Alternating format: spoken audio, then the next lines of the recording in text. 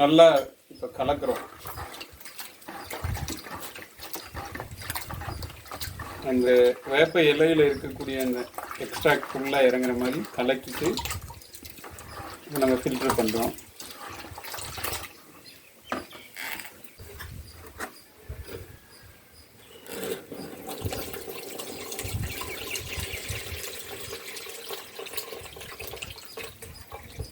filter பண்ணிட்டு வர்ற கரைசலை நம்ம ஸ்ப்ரேயரில்